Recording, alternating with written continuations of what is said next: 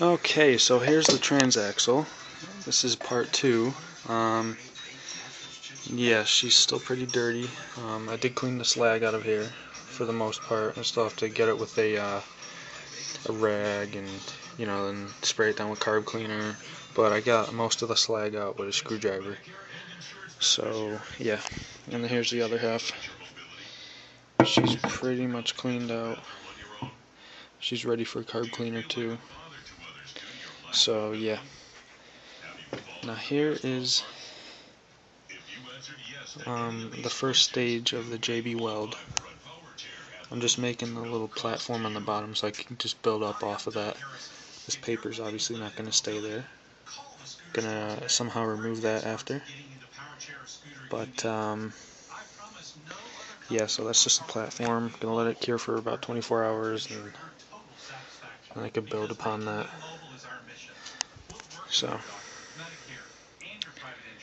yeah, just a little update, and yeah. So the first layer has dried completely, and I started to add a second layer now. They're quite thin, but it's better to, put a lot of thin layers than to just gob it all on there at once and hopefully it dries. Probably won't. It's kind of like painting anything, painting a car. You want to do it in layers or coats. You don't want to just fucking put a nice thick coat on there. It's just not going to dry correctly. So that's the way I look at it with JB Weld. So that's what I'm doing. Kind of want this to last a little bit. At least long enough for me to save up for a Peerless. I want to swap a Peerless in here in my tractor eventually. But this will have to do for now. So yeah, I'm not sure if I'll have enough JB Weld. So I got it in these size tubes. Not sure, they're 1-ounce tubes. Man, my camera just does not like to focus at all. Well, it says net weight 1 ounce, 28.4 grams. So yeah, sorry about the focus problem. My God, your eyes are probably killing you. Anyways, so yeah, I'm just gonna let this dry, keep putting more layers on it, and this left side is starting to get filled up. This right side you can still see through it, so I'm gonna work at it.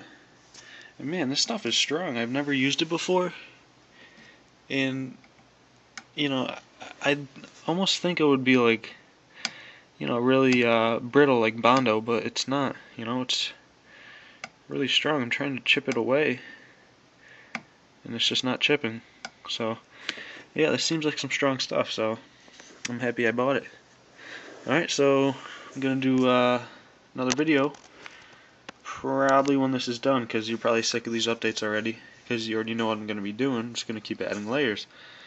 So yeah, part 3 I'll probably have this all filled up, and yeah, probably gonna file it down in part 3, get it to have that nice concave shape that the rest of the housing has. It's gonna extend out probably out to there, give or take.